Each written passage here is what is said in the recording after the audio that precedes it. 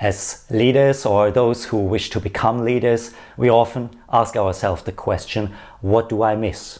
And we start sifting through information on the internet, we read books, we watch YouTube videos. And there's some great information out there. Today though, I want to do something slightly different. I want to take you on a journey. A journey over the last 25 years of my career, where I asked myself, what are the great leaders that contributed to my life, who developed me and who made me into the person that I am today? So if you want to come onto that journey, settle in and let's look at the 7 habits of successful leaders. I have a dream, that's all I need. I'll make it happen with some work and belief.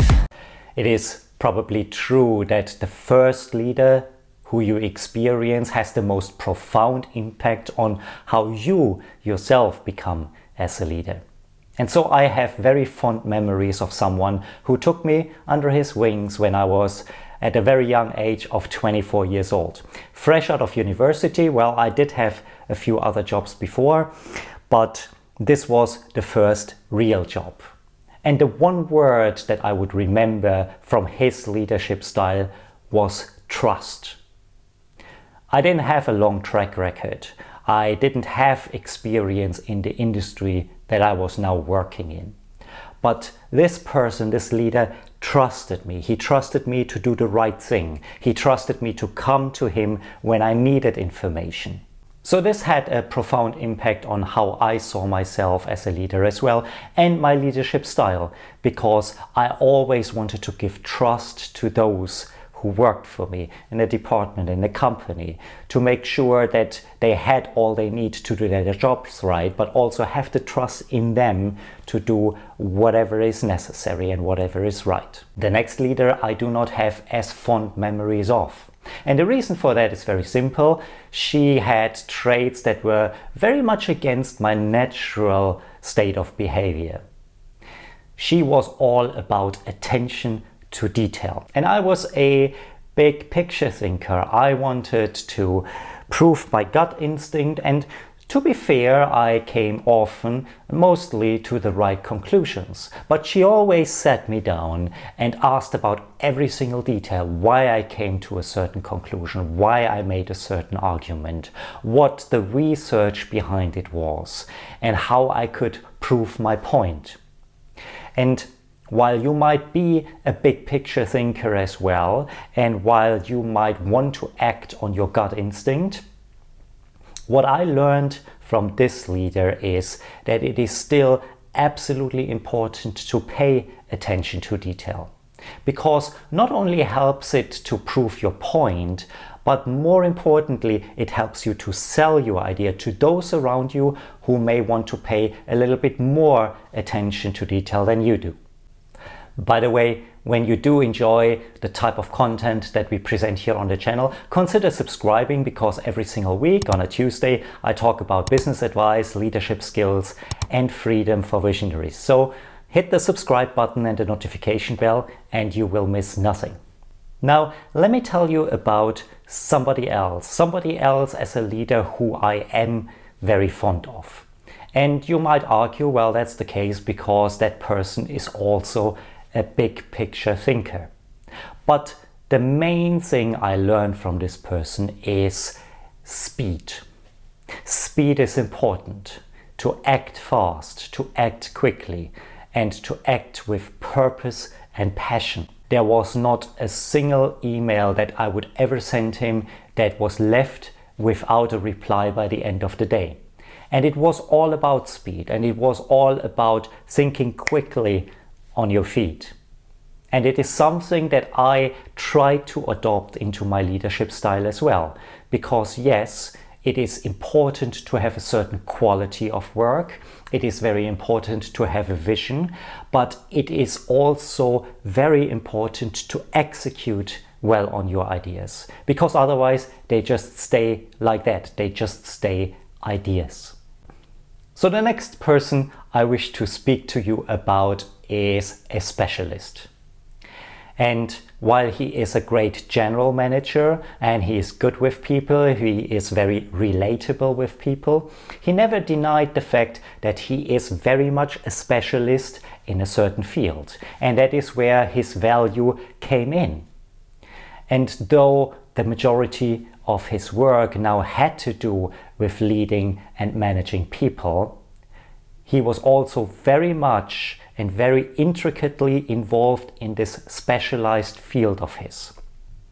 And it's something that I took away as well, that while it is important to grow and develop yourself, and while it is important to make sure that you become more and more of a people person in your leadership style, don't deny that you arrived at this point through a specific path. And that typically is a specialist path. You have certain skills. And despite the fact that you are a manager now, those skills are still very important. By the way, stick around until the end of the video, because I don't only share 7 habits, I also have a couple of suggestions for you that might help you in future endeavors. So let's get on to the next person. And that next person taught me the value of both staying involved in certain tasks and delegate. Many of us as leaders think we have to be one or the other. We either are a very hands-on manager who knows everything about the details, or we are a very hands-off manager and we delegate and let people get on with their tasks. So this leader, she taught me the benefit of doing both. She was very good at putting trust into her people and delegate tasks and let them get on with it. But at certain times, she was getting very deeply involved in a project. She would sit in every meeting. She would ask detailed questions. She would make sure that we are paying attention to detail. And she would also become a big proponent of whatever the project was that we were working on. And so she was also a good advocate to others in the organization. And I never exactly figured out what piqued her interest in the one and not in the other. But what I did notice is that over time, I became very similar. When I think about the teams I managed, there were plenty of projects that they could do very, very well without me. But there were a few where I thought I can add value. And so I had a deep dive into them. And I got very involved in that as well. So if you want to become a good leader, consider both options and consider very carefully where you want to be involved. Actually, that point leads me to a question of mine. I'm curious, what is the best experience that you had in one of your leaders? Let me know in the comment section below. Right. Next person we want to talk about is somebody who I absolutely loved at some stages and I absolutely hated at other stages. And that taught me that you can't have your personal emotions being too involved in being a leader, but you have to strike a balance between your senior managers. And so occasionally he came to my help and he defended me around the company, against all my peers, against something that I would face. But at other times, he would also stick with maybe somebody I wasn't happy with at the time. And he was very objective around it. And he always made it very clear that business was never something personal. And even though sometimes he didn't side with my viewpoint, he always made sure that he understood my viewpoint first and that he could form his own opinion. It's something that I took away as well. You can't be friends with everyone, but what you can do is respect the opinion, investigate what the truth in a certain opinion is, and then form your own opinion. Final person I want to speak about is somebody who taught me the value of full transparency. That person never thought it is beneficial to hold back information. And I know that isn't always easy, and sometimes absolutely there are legal ramifications and you have to be very careful about things. But in general, for most of the things that we face in our day-to-day lives, we can provide full transparency. We can share all the information that we have. And what you achieve by that as a leader is that you gain the trust of those who you lead.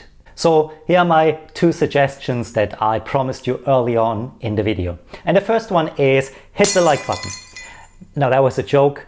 Not that you shouldn't hit the like button. Of course you should hit the like button, because that way YouTube will show this video also to many others around us, and we can bring our vision to those around us as well. But the real suggestion here is you should stick around next week as well, because I'm taking you on another journey. And this time we talk about 7 bad habits that you need to quit in order to become a good leader. So that'll be interesting as well. Second suggestion I have for you is something that's on the screen right now. It teaches you a little bit about what you can do as a leader if you're not yet in charge.